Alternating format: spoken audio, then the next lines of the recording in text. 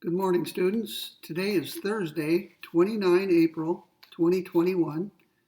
We have only 3 lectures remaining, counting today, and all of them will be on the essay by Alberto, Giubilini, and Francesca Minerva.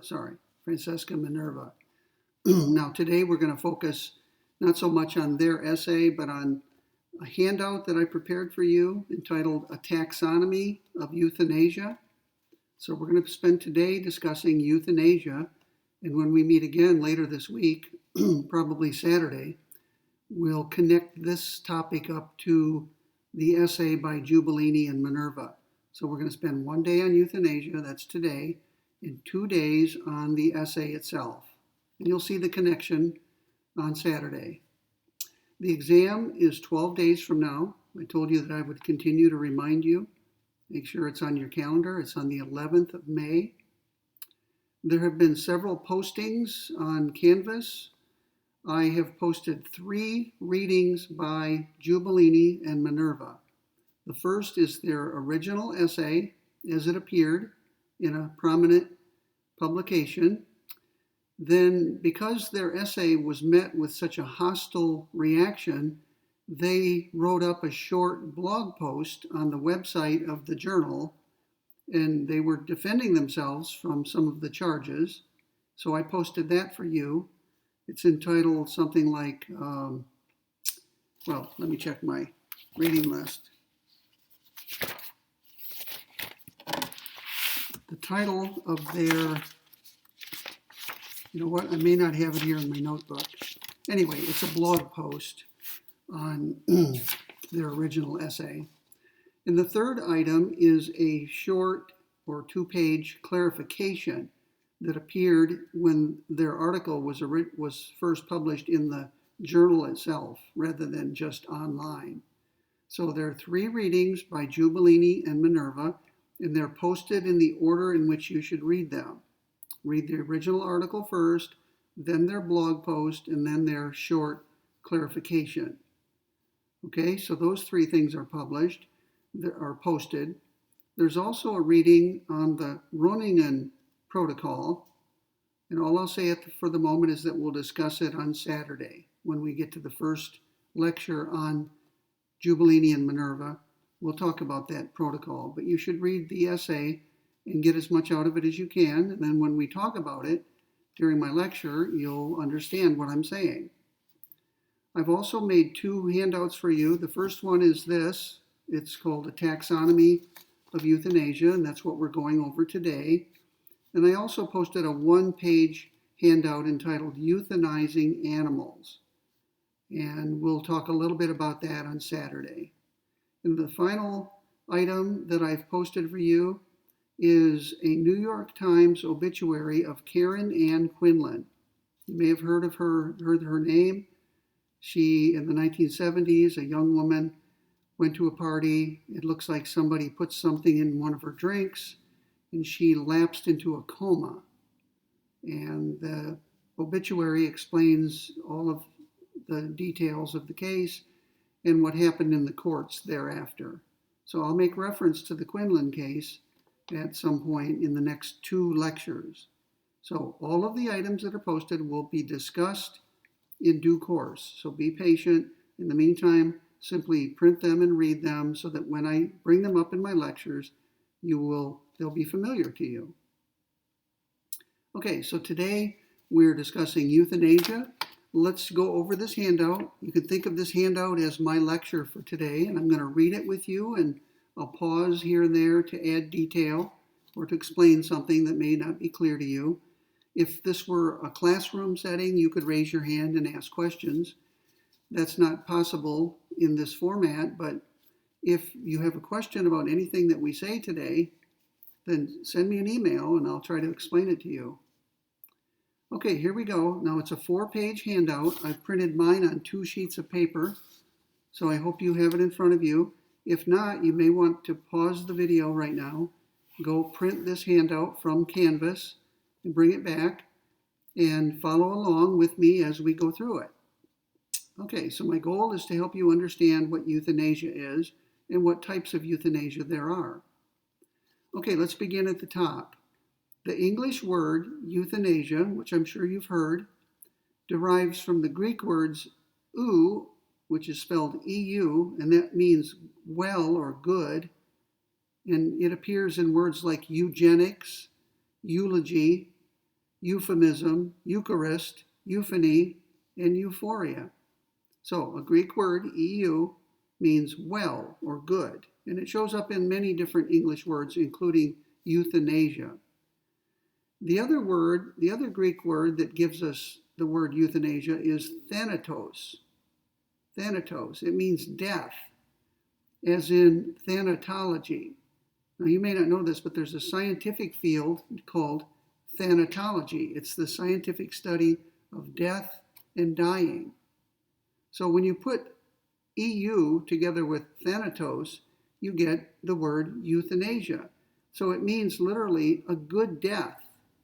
Now you may be wondering, how could there be such a thing as a good death? Well, you have to be imaginative. A death for you or me today would not be a good death. It would be premature and unexpected and tragic.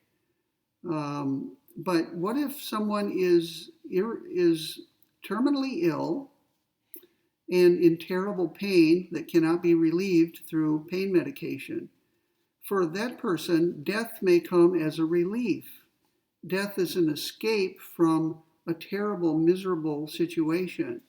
So if someone were to help that person die, or even to kill that person, that would be a good death. Right? A good death is one that allows you to escape from a miserable, painful existence. Okay, so euthanasia can be thought of as a good, easy, gentle, or even a happy death. Now, let's look at a definition.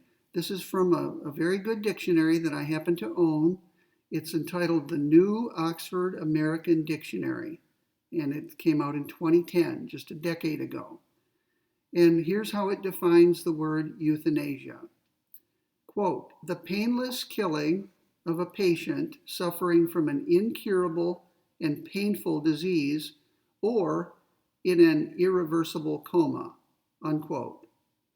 Okay, notice all the elements. The killing that's involved in euthanasia should be painless, right? No pain should be involved in it, and that can be done in various ways. Secondly, it's a killing of a patient who is suffering from an incurable disease, a disease that's terminal. And the disease is painful, so you're in a miserable, painful condition, and that's why it would be a good death for someone to help you escape life. The first known use of the word euthanasia was in 1646 by Bishop Joseph Hall, and for all I know, he was the very first person to use the word, not just the first person we know to have used it.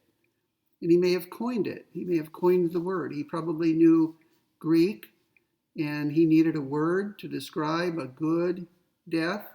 So he put the Greek words EU and thanatos together and came up with a new word. Now, I'm not saying that Bishop Hall, did coin the word, but he may have. We just don't know. Nobody has found a use of the word before 1646. The nearest synonym for the word euthanasia is merciful death. Merciful death. Some people say a synonym is mercy killing, but as you will see in a moment, euthanasia includes not only killing people for their own good, but letting people die for their own good. So we don't want to put the word killing in there. I think it's misleading to call euthanasia mercy killing, but it's not misleading to call it merciful death, because death can either be brought about directly or by allowing somebody to die. So let's try to sharpen up that definition. Here is an analysis of the concept of euthanasia, and it happens to be in a book on animal rights. It's a famous book by Tom Regan entitled The Case for Animal Rights. It came out in 1983 originally.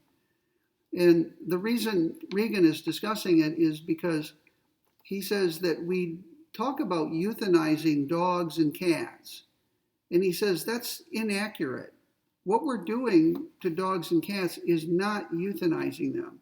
It's not a case of euthanasia.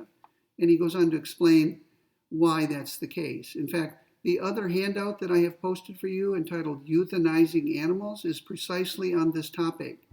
It's to show you why it's usually misleading to describe killing a dog or a cat as euthanasia or euthanizing. Anyway, here is Tom Regan's analysis of the concept of euthanasia, and it's going to have three different components. So here we go. And notice it's in a stylized philosophical format. Individual S, just call this person S, euthanizes T, which is some other individual. S euthanizes T if and only if the following. And you'll notice that I have three numbered components. Each of the three components is individually necessary for there to be a case of euthanasia. And together, according to Regan, the three components are sufficient. So together, these three components are both necessary and sufficient for something to be a case of euthanasia. So let's go through them one at a time, and I want you to see why Regan thinks that each of them is necessary. Okay, number one, S kills T or allows T to die. It's got to be one of the two. Now, if S kills T, meaning if S brings about T's death in whatever way, let's call that active euthanasia. Active euthanasia is killing someone. Now, it's done out of mercy. Remember that. It's not murder. It's a merciful death. Well, it may or may not be murder. Let's just say that the motive of euthanasia is not greed or anger or envy or anything like that. The motive is mercy. That's what makes it euthanasia. Okay, sometimes instead of killing, the person who does the euthanizing lets someone die. Someone is in a condition, someone has been injured or is very sick, and the person in question, instead of doing something to keep the person alive, stands back and lets the person die. And maybe it involves unhooking the person from life support systems or refraining from hooking somebody up in the first place to life support systems. So euthanasia has two types, as you can see here. Killing, which we call active euthanasia, and merely letting someone die or allowing someone to die. That's called passive euthanasia. So let's go back to number one. This is Regan's analysis.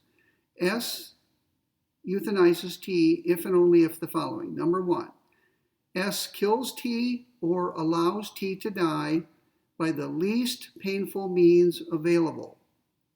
So it's part of the very idea of euthanasia that it's done out of mercy, and that when you kill or allow to die, you do what you can to relieve or alleviate pain. So you may want to give the person an anesthetic or pain medication to stave off the pain, to keep the person from suffering. Okay, so it's the least painful means available. If you choose a means of killing or allowing to die that does not impose the least amount of suffering, then by this condition, it would not constitute euthanasia. It's got to be the least painful method. So notice there's a certain deliberateness to euthanasia. It's done in a thoughtful way, and it's done in a caring and compassionate way. You want the person not to suffer. So you use whatever means you can that bring about the least pain as you do the killing or the allowing to die. Okay, here's the second condition. S believes, and it is true, that the death of T is in T's interests, i.e., T is better off dead. So here we have really, it's two requirements packed into one. The person doing the euthanizing has to at least believe that the person is better off dead. In this case, person T. And Regan adds, it has to be true as well. T really does have to be better off dead. So we've got a belief requirement and a truth requirement. Now, Regan might have said S truly believes that T would be better off dead. Okay? S has to believe it in order for it to be euthanasia, and it has to be true as well. No false beliefs. Now, the third requirement is this. S is motivated to end the life of T out of concern for T's interests, good, or welfare. Now, this has to do with not the belief that S has, but the motive for killing or letting die. The motive has to be concern for T, the person who is going to be dead at the end of the process. Okay, so if you were to kill or allow someone to die because you hope to inherit that person's money or some other sinister purpose, that's not euthanasia by definition. Okay, because the requisite motive is missing there. Now, euthanasia is done out of mercy, compassion, sympathy, concern, caring, whatever you want to call it. Just call it mercy. And Regan's claim is not only are each of these conditions or components, not only is each one individually necessary in order for there to be euthanasia, but together the three of them constitute euthanasia. They're together sufficient. So in the technical philosophical way of putting it, each of these conditions is individually necessary, and together they are jointly sufficient for euthanasia. And that's what the if and only if means. Okay? Euthanasia occurs only if these three conditions are satisfied. That means it's a necessary condition for euthanasia. And if they're satisfied, then it is a case of euthanasia. So that if and only if is not a typo, it's two things. It says S euthanizes T if these three things exist, and it says only if they exist. So we've got an airtight analysis of the concept of euthanasia, and we're going to be using that from now on. For the rest of this handout, we're going to be using that analysis of euthanasia. Think of it as mercy killing or merciful allowing to die. Okay, so here is my taxonomy. Now, there are a lot of footnotes, and I'm going to pause and read the footnotes with you. Each of my footnotes is designed to help you understand a certain term or category. So let's look at footnote 1. Notice that I say on page 1, here is a taxonomy of euthanasia. Footnote 1. So turn to page 3 and let's read it together. And I'm just going to tell you what a taxonomy is in case you didn't know. A taxonomy, such as this one, is a classification scheme that shows how members of a class are distributed, ordered, or arranged. One virtue of this particular taxonomy is that it clarifies normative issues and keeps people on track when they argue. Suppose Sally argues that a particular type of euthanasia should be permitted by law, but that Reuben responds to Sally by arguing that some other type of euthanasia should not be permitted by law. They're not engaging one another. They're passing one another like ships in the night. So one virtue of this taxonomy is that people can make sure that they're focusing on a particular type of euthanasia. And once they are focused on a particular cell or type, then one person can argue in favor of it and another person can argue against it. One person can argue that the law should allow it, and someone else might argue to the contrary, that the law should not allow it. So we don't want people to be passing one another like ships in the night. And that is one of the most important functions of philosophy, in my judgment and in many people's judgment. Philosophers clarify things. They clarify issues so that people don't end up wasting their time. Philosophers are trained to notice when two people are using a term in different ways. One person may be using the term euthanasia in a certain way with a certain meaning, and some other person may be using that term euthanasia in a different way, maybe a subtly different way, but still a different way. And that difference in usage could lead them to be maybe to think that they have a dispute when they really don't. And they will not understand what their dispute is because unbeknownst to them, they're using the word in a different way. So philosophers are trained to notice that sort of thing.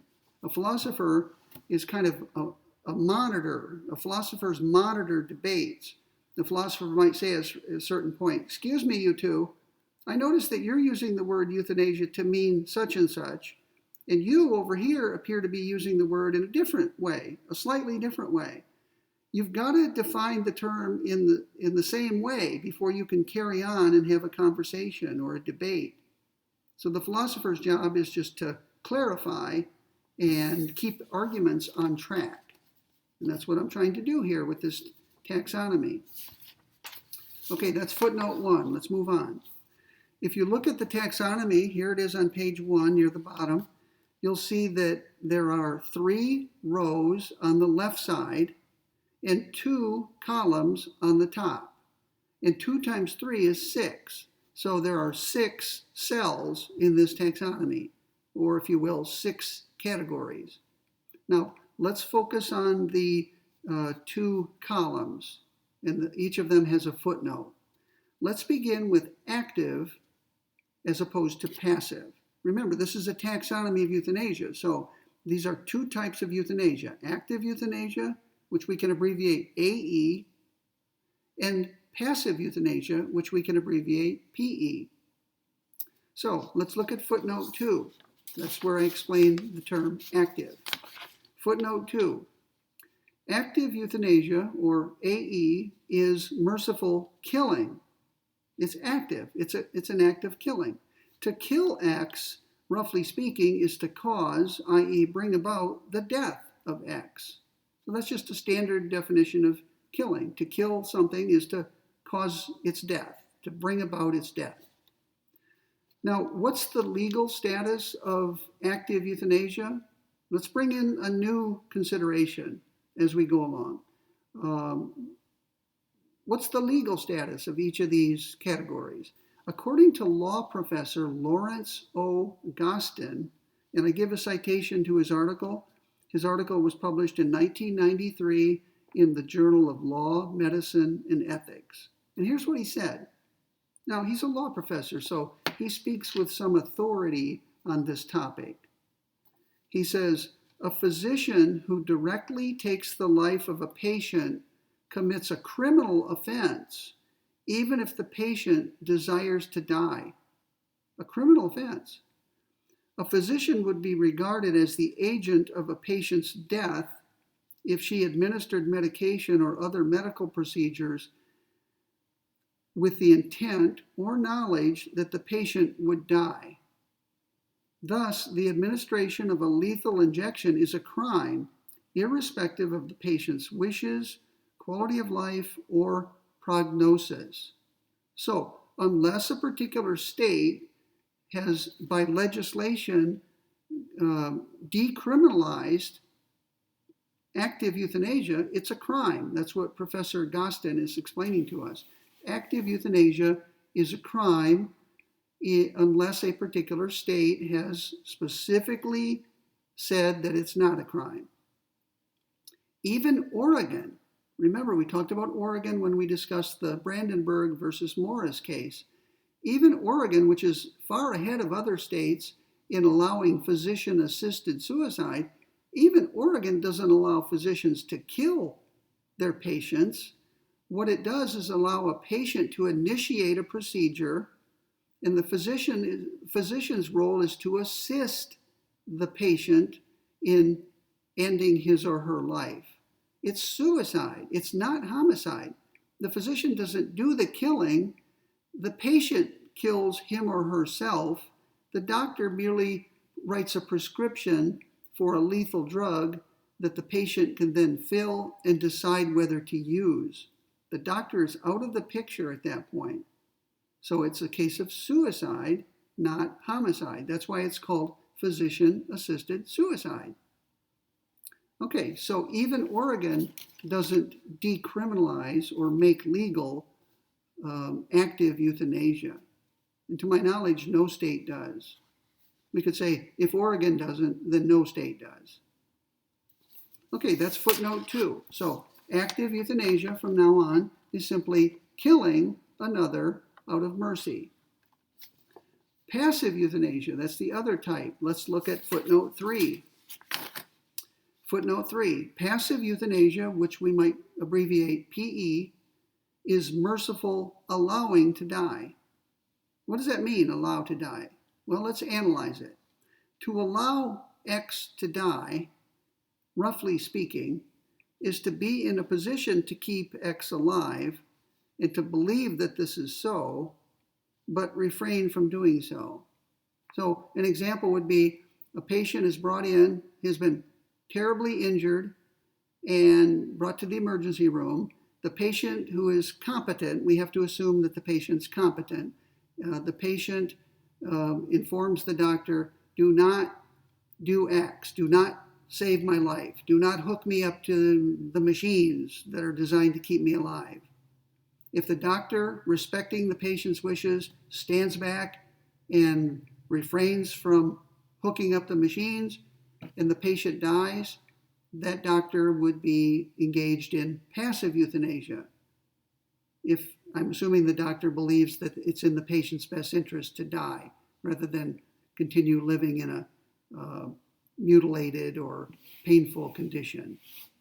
Another example might be, suppose a patient has been hooked up to various machines, the patient is terminally ill, the doctor believes that the patient has no chance of recovering from the disease.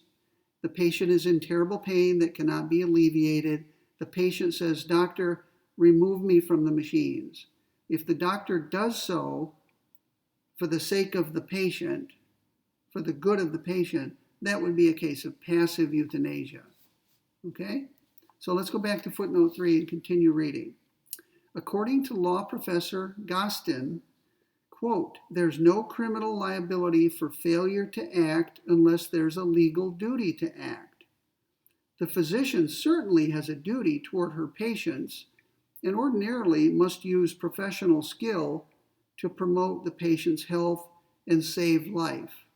No duty to provide treatment arises, however, where a patient or her surrogate requests abatement of treatment. So what Professor Gostin seems to be saying is if a competent patient requests to be allowed to die and the doctor complies with it, the doctor will not face criminal liability. Charges will not be filed against the doctor. But if the patient is not competent, if the patient is unconscious or in a coma, for example, and the doctor removes machines, that doctor could face criminal liability. There could be charges filed by the prosecutor against that doctor. So whether a doctor has a duty to provide care depends on whether the patient is competent and what the patient asks for or requests. Okay, so that's footnote 3. So now you should have a pretty good understanding of not only the difference between active and passive euthanasia, but also the legal status. Active euthanasia is illegal everywhere. Passive euthanasia is legal where it's requested by a competent patient, and otherwise it's illegal. Now, let's move to the left side of the taxonomy, and here we have 3 rows instead of 2. You'll notice I wrote the words voluntary, and then down below it I wrote non-voluntary, and then below that I wrote involuntary. So we need to get clear on the differences. Some euthanasia is voluntary euthanasia, some is non-voluntary, and some is involuntary. If we want, we can use abbreviations. We can call voluntary euthanasia VE, we can call non-voluntary euthanasia NE, and we can call involuntary euthanasia IE. So abbreviations are handy, especially if you're writing an article or a book. Instead of writing out over and over again involuntary euthanasia, you could simply tell your reader early on what what IE stands for, and then say IE throughout the book or article. So it's a space saver. Okay, what is voluntary euthanasia? Let's look at footnote 4. Footnote 4. Voluntary euthanasia, or VE, is euthanasia in which either one, the patient is competent and expresses a desire to die, or 2, the patient is currently incompetent but had, while competent, executed an advance directive expressing a desire to die. Now, you know what advance directives are. We've talked about that. The two main types of advance directive are a living will, which is like a will where you dispose of your property, except you specify that if you ever become incompetent, then you request that such and such be done or not done for you. And if you execute a living will saying, should I ever become incompetent, I wish to be allowed to die or to be killed. So you specify the conditions, and then you express a desire about what should be done should you ever fall into that condition. Okay, so there are two kinds of voluntary euthanasia. The patient is currently competent and says, let me die, or perhaps kill me, depending on whether it's passive or active. And the other case is where the patient is currently incompetent, but was once competent, and while competent, executed either a living will or a power of attorney. That's the second type of advance directive. A power of attorney is where you designate a particular person or persons to make decisions in your behalf, to make decisions for you should you become incompetent to make them. It could be a spouse, a parent, a child, a friend, a lawyer, whomever. Okay, so that's what voluntary euthanasia is. Voluntary euthanasia is where the person in question wants to die. All right, let's now, I want to follow the footnotes. So let's look at the combination of voluntary and active. You see that cell? It's the cell in the far northwest of the diagram. It's right here, this cell. Okay, this is voluntary active euthanasia. And you'll notice I wrote a few things in there. In each of the boxes, I wrote some things, and I want to talk about them. First of all, I'm giving you an acronym. Let's call active voluntary euthanasia AVE. Okay, AVE, active voluntary euthanasia. And what that means is that you've got a competent patient who wants not just to die, but to be killed. So it's a patient who says to someone like a doctor, please put me out of my misery, bring about my death, kill me, cause my death, right? Not just let me die, but bring about my death. The pain is excruciating and I can't stand it any longer. If you can't relieve the pain, you've got to kill me so that I can escape this awful condition. Now, what is the legal status of this? We saw that Professor Gostin told us that all active euthanasia, in fact, everything under the word active, is illegal. But let's look specifically at footnote 5. Footnote 5. There are different types of murder in the law. The type in question consists of unlawfully and intentionally killing a human being. Consent is not a defense to murder, as it is to certain other crimes. Did you know that? If you are being robbed and you give your money to the robber who's prosecuted might defend him or herself by claiming that you consented to it. Maybe initially you didn't, but you eventually consented to giving the money. And so that would be a good defense to the charge. But the law will not allow people who have committed murder to defend themselves on the basis that the victim consented to it. You can't consent to your own murder. That's the rule of the law. Murder is a particular type of homicide, which means the killing of a human being. So all murder is homicide, but not all homicide is murder.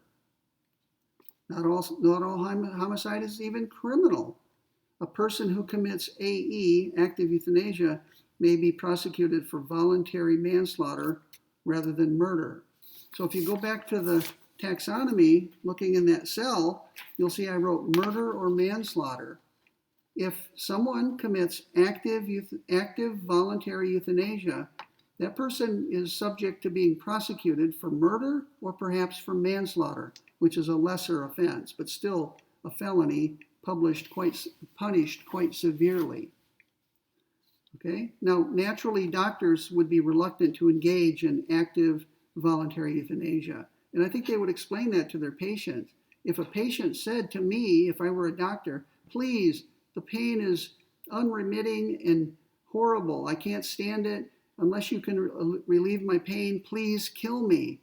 I would explain to the patient, I'm sorry, I'm tempted to, and I would like to if I could. I would if I could, but I can't, so I won't, as they say. And the reason is I can't is because it's illegal. I would be probably prosecuted for murder or perhaps manslaughter. And you'd have to explain to the patient, I'm just not willing to sacrifice my life or liberty and my livelihood to do what I believe would be the right thing, and that is to kill you. Now, what is the position of the American Medical Association? The AMA, it's called. Now, the AMA is a national association of physicians. And you don't have to be a member of the AMA just because you're a physician. In fact, only about, 15% of practicing physicians in this country are members of the American Medical Association. And I've read recently that the number is declining. Fewer and fewer doctors are joining the AMA and paying dues. But the AMA is still a powerful organization, even though its membership is declining. And the AMA has a very old and very respected code of ethics. So here is the AMA position on active voluntary euthanasia. It's opinion 2.21. You can look it up on the internet if you want. But here is footnote 6. Euthanasia, this is the definition given by the AMA. Euthanasia is the administration of a lethal agent by another person to a patient for the purpose of relieving the patient's intolerable and incurable suffering. It is understandable, though tragic, that some patients in extreme duress, such as those suffering from a terminal, painful, debilitating illness, may come to decide that death is preferable to life. That's understandable. It's tragic. However, permitting physicians to engage in euthanasia would ultimately cause more harm than good. Euthanasia is fundamentally incompatible with the physician's role as healer. It would be difficult or impossible to control, and it would pose serious societal risks.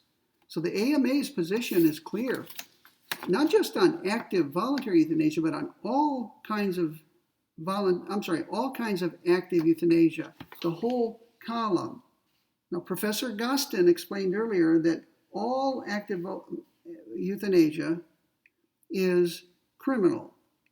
And now the AMA is saying all active euthanasia, all three rows in that column, are unacceptable. They violate the code of ethics of the American Medical Association. Okay, so we've got a double whammy. AVE is illegal and it's a violation of the AMA's code of ethics. But notice, that doesn't mean that it's immoral. That doesn't mean that it's wrong in a particular case to commit active voluntary euthanasia. In fact, philosophers have argued, many different philosophers, such as Peter Singer, have argued that active voluntary euthanasia is sometimes justified. It's sometimes morally permissible. Even if it's illegal, even if it's a violation of the AMA's code of ethics, that doesn't say anything about what morality permits or requires or forbids. Morality is separate from law. And morality is separate from a particular code of ethics. So we've got really three things. For each of these 6 categories, we could ask 3 questions. We can say, is it legal? And maybe a secondary question, should it be legal? Secondly, we can ask, does it violate the code of ethics of the AMA or some other organization? And we might ask a follow-up question. If the AMA's code of ethics prohibits it, should it allow it? I mean, codes of ethics can and do change. Maybe the AMA should change its code of ethics to allow certain cases of AVE. That's a possibility. The third question has to do with the morality of AVE. Is it, in fact, immoral? Is it ever morally permissible for someone to engage in AVE? Okay, so we got the legal question, we've got the question about a code of ethics, and we've got a moral question. All can be asked. Okay, so that takes care of of AVE. Let's slide over to the right and look at PVE. Okay, you see where I am? PVE over here. And you'll see I wrote PVE in the box. That's the abbreviation, passive voluntary euthanasia. And let's look at footnote 7, because I wrote in the box, not a crime. Let's read footnote 7. Footnote 7. The Supreme Court of the United States has ruled that, quote, a competent person has a constitutionally protected liberty interest in refusing unwanted medical treatment, unquote. That case is Cruzan versus the director of the Missouri Department of Health, 1990, 31 years ago. Let's continue reading.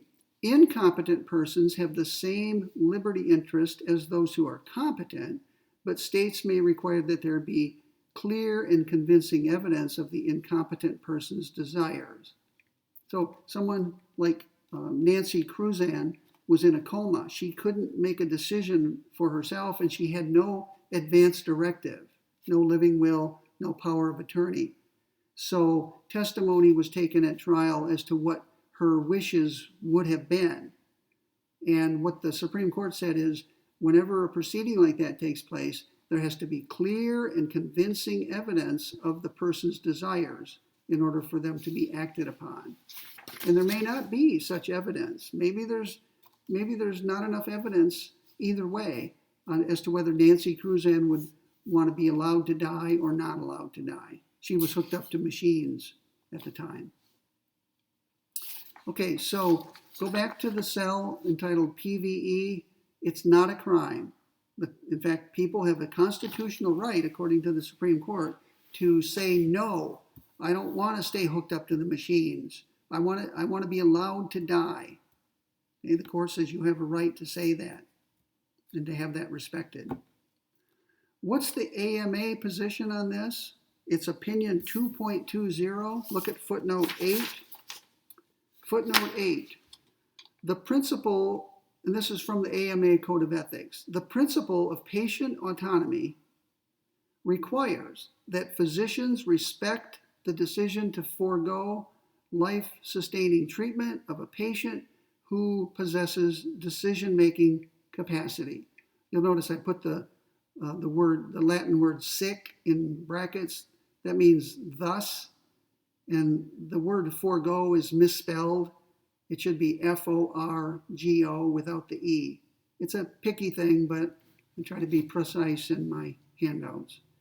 Once again, the principle of patient autonomy requires that physicians respect the decision to forego life-sustaining treatment of a patient who possesses decision-making capacity. So the AMA's position on PVE is to allow it. The AMA permits physicians to allow their patients to die at their request.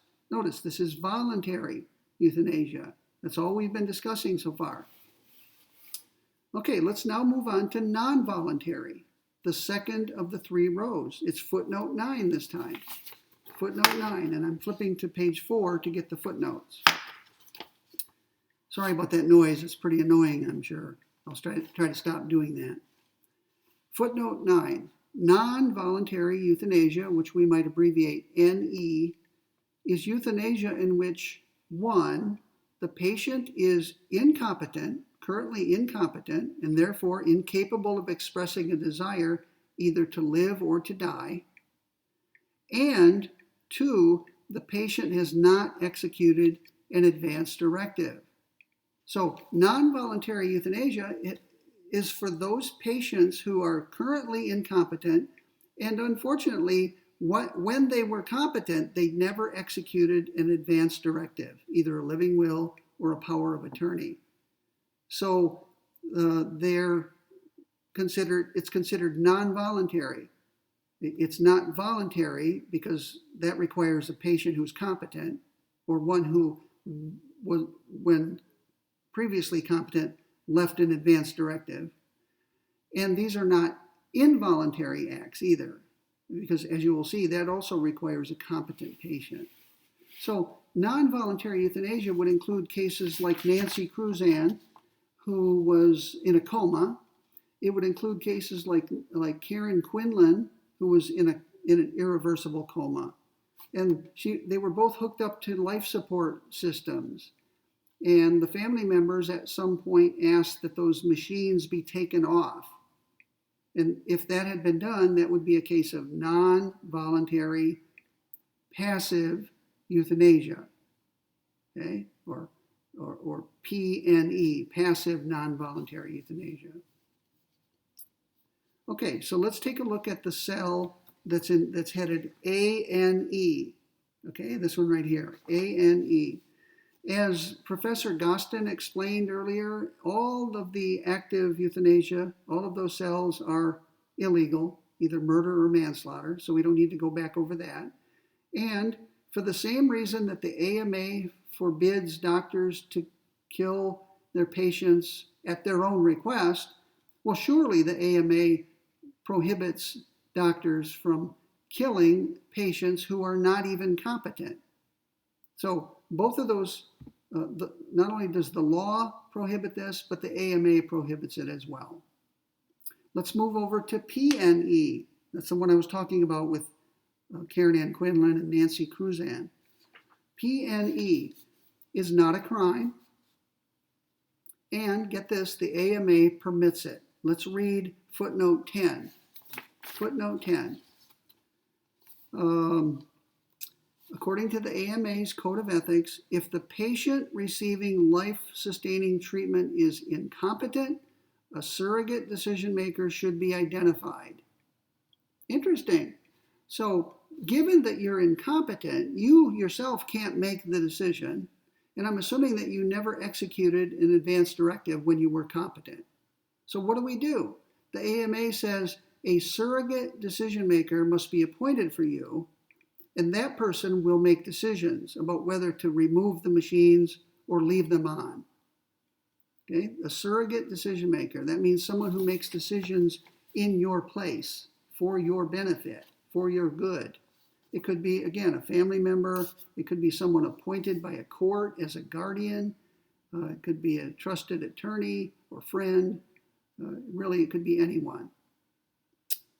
Okay, so that's PNE. That's what it is. It's not a crime. The AMA permits it by surrogacy, surrogate decision maker. Okay, let's move down to the third row down here, involuntary. Now this, as you will see, is the hardest to justify. So let's read footnote 11 to see what it is, first of all. Footnote 11, involuntary euthanasia, or IE, is euthanasia in which either the patient is competent and expresses a desire to live, or the patient is currently incompetent but had, while competent, executed an advance directive expressing a desire to live. So involuntary euthanasia is where the patient wants to live but is either killed or allowed to die anyway for his or her own good. So you try to imagine a case like this.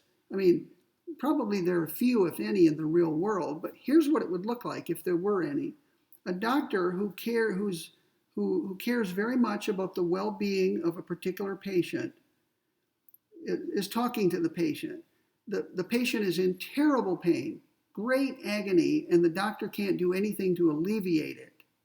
And the doctor can see the suffering, the acute suffering of the patient. The doctor has a conversation with the patient. The patient is competent. The doctor determines the patient is competent and rational.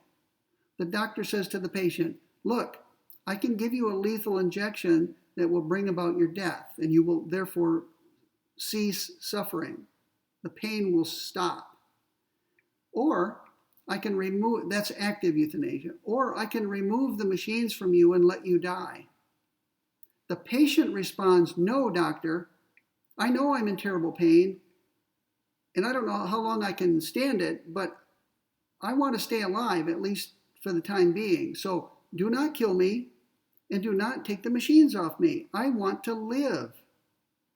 If the doctor went ahead and either killed that patient or removed the machines and let the patient die for the good of the patient, that doctor would be engaged in involuntary euthanasia, right? Either active or passive, depending on whether the patient were killed or allowed to die.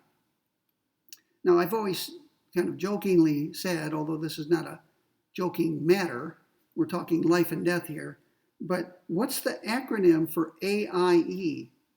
I'm sorry, for active involuntary euthanasia? The acronym is AIE. And that's sort of what a patient would say while being killed by a doctor. Right? The patient is screaming, no, don't kill me. I want to live in spite of the pain. So maybe that'll help you remember AIE and what it involves. It's being killed against your will, without your consent, for your own good. And there are people who want to live in spite of the pain for various reasons. Someone might want to live in spite of pain in order to reach a certain milestone. You may want to see a child or grandchild graduate from college, or maybe a relative is going to participate in the Olympics in 2 weeks. And that would be a big thing, and you want to see that. You may decide, look, I'm definitely going to hold on through the pain for another couple of weeks. I've got to see the event. So those are just a couple of reasons you might want to continue living in pain. Okay, if you look in that box here under AIE, you can see that once again it's murder or manslaughter, and of course the AMA forbids it. So all of the active, everything under the word active is both illegal, either murder or manslaughter, and it's all forbidden by the American Medical Association. The AMA's position is that doctors should never, and this would apply to nurses as well, medical professionals should never be involved in killing their patients, right? And the reasons were given in the footnote, right? It has a corrupting effect. They don't say that, but it says, where is it?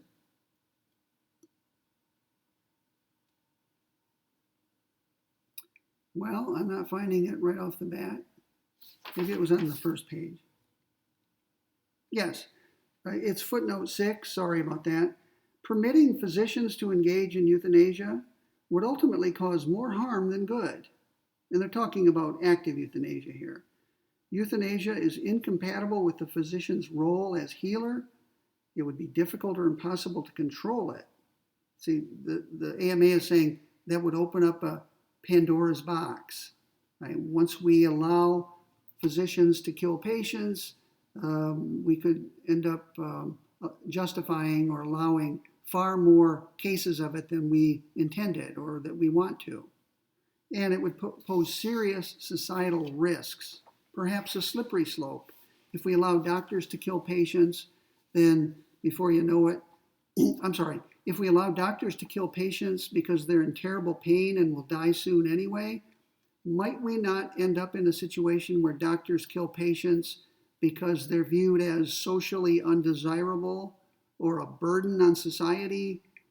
I mean, that's a real fear that some people have. So maybe we shouldn't go down that slope or go down that road at all. We should just ban active euthanasia. It's too dangerous to let that get out of control. Okay, one more cell out of 6. It's the one entitled PIE, way over here in the lower right. This is passive involuntary euthanasia. So this would be a case where a doctor says to the patient, I can't do anything for your pain. All we can do is maintain you on these life support systems. But if you want, I will take them off and let you die. And that will be a way of escaping the pain. The patient thinks about it and says, no, doctor, I prefer to stay hooked up to the machines in spite of the pain. I want to live. If the doctor, for the sake of the patient, proceeds anyway to unhook the machines, that would be passive involuntary euthanasia. I'm letting you die against your will. Right? I'm allowing you to die against your will, against your consent, against your expressed desires. So let's look at footnote 12. I wrote criminal homicide in that box, which is a term we haven't used yet. Footnote 12. Criminal homicide is a generic term. The crime could be any of the following. It could be murder. It could be voluntary manslaughter. It could be involuntary manslaughter. It could be negligent homicide. So the law contains a number of different crimes that are all crimes of homicide, which just means killing of a human. And a particular prosecutor who has a case like this would have to decide which crime to charge the physician with, or the person. It doesn't have to be a physician, but which crime should be charged, if any? Murder. And if murder, which degree of murder? First degree murder, second degree murder, third degree murder, whatever. Secondly, if not murder, then perhaps manslaughter. And then the choice would be between voluntary and involuntary manslaughter. And finally, some states have a law called negligent homicide. And maybe the prosecutor would charge the physician or other person with that crime. So if you're a physician, you better be careful allowing patients to die when they've expressed a desire to live, because you could run into criminal trouble with the criminal law. What about the AMA? Let's look at opinion 2.21, footnote 13. Quote, patients must not be abandoned once it is determined that cure is impossible. Patients near the end of life must continue to receive emotional support, comfort care, adequate pain control, respect for patient autonomy, and good communication. So the AMA is saying be very careful if you allow a patient to die for his or her own good. The AMA is saying that could very well be a violation of our code of ethics. You've neglected your patient in doing that. Now, there are no criminal sanctions if you violate the AMA's code of ethics. You may have been wondering, what's the punishment for violating the code of ethics? Well, the AMA could censure you or try to get you disciplined by your state's licensing board. So the AMA may put you on a list, kind of a blacklist, for violating its code of ethics. But they can't put you in jail. They can't deprive you of your liberty or your life or your property. But they can do things to disgrace you and harm your livelihood. Okay, so that takes us up through footnote 13. Now the remainder of the handout, and I'm not going to try to cover all the rest, I prepared a series of discussion topics, and maybe we have time to go over one or two of them right now. I'm at least going to read all of them. There are 10 altogether. And you should give these some thought. Number 1, for any given category of euthanasia, we can ask the following questions. Number 1, is it permitted by law? And in parentheses, I wrote, this is a factual question about the law, or what we might call a legal question. And who would be equipped to answer such a question, a legal question? Obviously, someone trained in the law. we'll call that person a lawyer. So whether a particular category on this chart is legal or illegal is a legal matter. And you would consult an attorney such as law professor Lawrence Gostin to get an answer to that. Okay, so that's a legal question. The next question is related but not the same. Should it be permitted by law? So whatever the answer was to the first question, we can still ask the question, should it be permitted by law? And that's a moral question. When you say should, you're asking a moral question about the law. Let's read footnote 14 together. 14. One can ask this question even if the act in question is permitted by law. If it's permitted by law, perhaps it shouldn't be. If it's not permitted by law, perhaps it should be. So what the law is and what the law should be are always different questions. Something may be the law and it not be the case that it should be. Something may be the law and it be the case that it should be. Something may not be the law and it be the case that it should be the law. Something may not be the law and it be the case that it should not be the law. So there are four possibilities. It's the law, but it shouldn't be. It's the law and it should be. It's not the law, but it should be. It's not the law and it shouldn't be. So we can always ask moral questions about the law. Okay, third, we can always ask for any of the 6 cells on this taxonomy, is it permitted by the American Medical Association, by its code of ethics, or some other organization?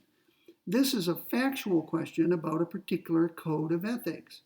So who would be equipped to answer a question, is this permitted by the AMA code of ethics? Well, really, anybody who knows how to read and who can understand the code of ethics. But you might want to consult. You might want to call the AMA if you're not sure.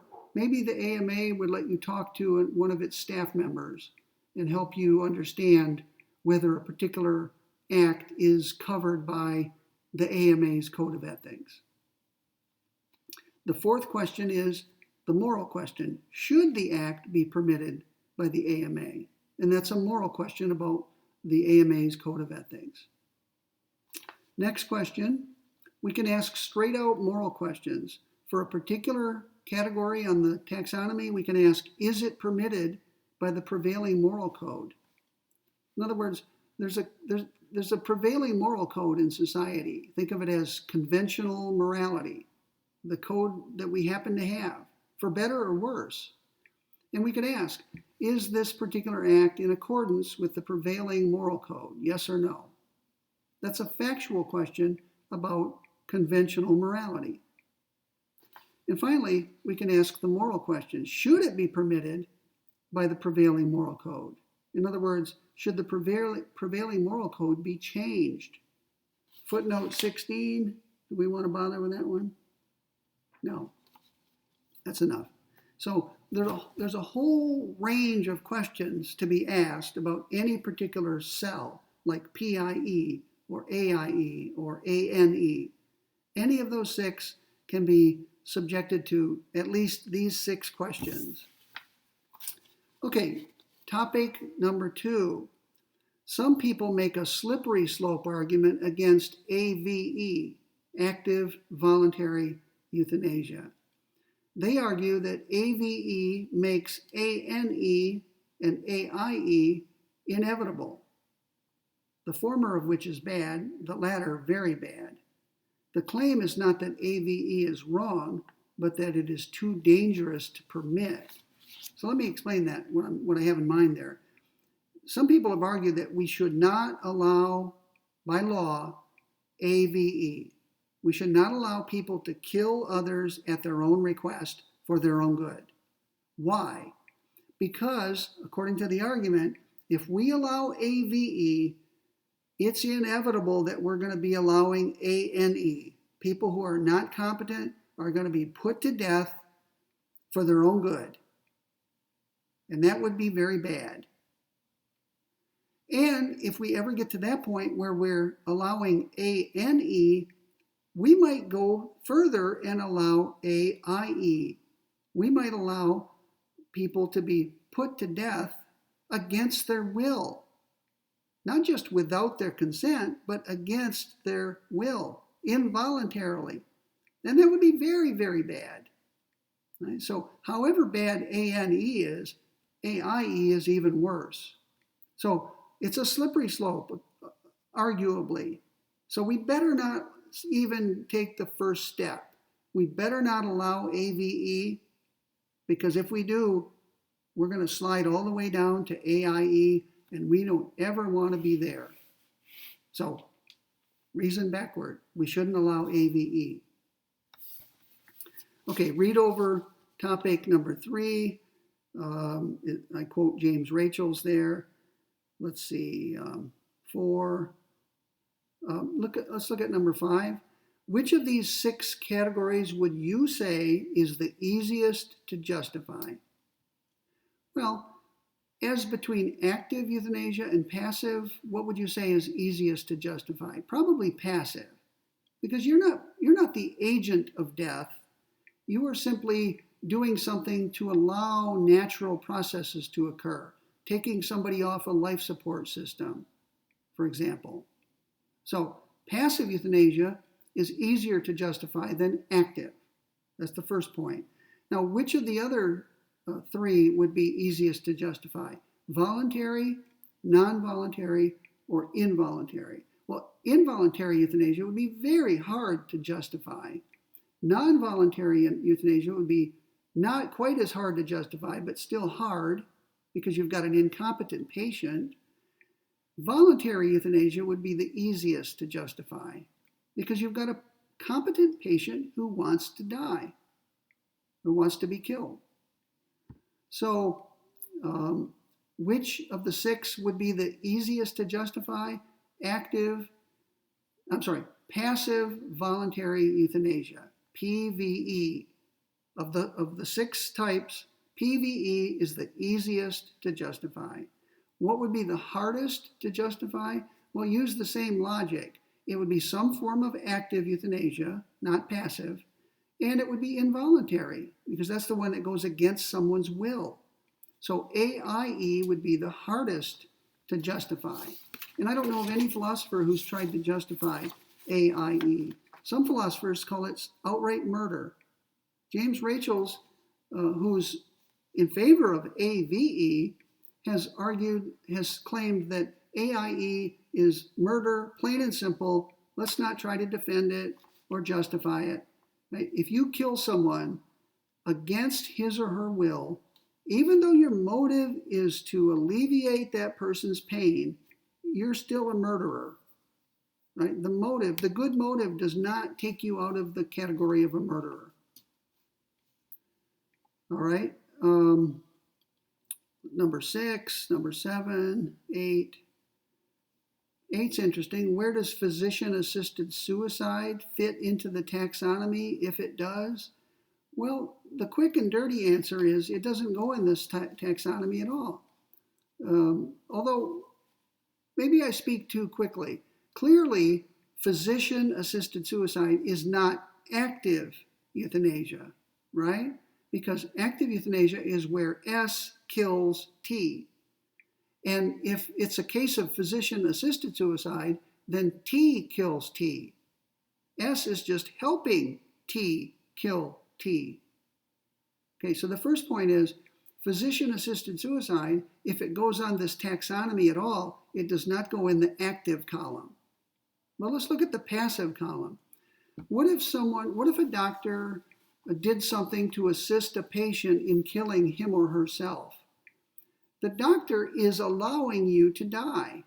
The doctor is in a position, presumably, to keep you from dying or keep you from doing something to bring about your death. If the doctor stands back and lets you kill yourself, that doctor is engaged in assisted suicide. That doctor is letting you die. Specifically letting you bring about your own death. So it looks like physician-assisted suicide would be somewhere in the passive column of the taxonomy. Do you see that? And what about number 9? Number 10, the case of Karen Ann Quinlan. You should read the New York Times obituary. It's a very sad case. It led to a long, protracted legal battle. But the New York Times obituary gives you just in a few pages, the gist of who Karen Ann Quinlan was, what happened to her, and what her family did about her predicament. And it describes the legal proceedings and how it all ended. So read that over. I may comment on it again briefly, but it's mainly for you to read and learn from. Okay, that's the topic for today. Today we went over this handout. Think of that as a lecture on euthanasia. And I've tried to give you some insight into various types of euthanasia and categories and the legal and moral status of each type.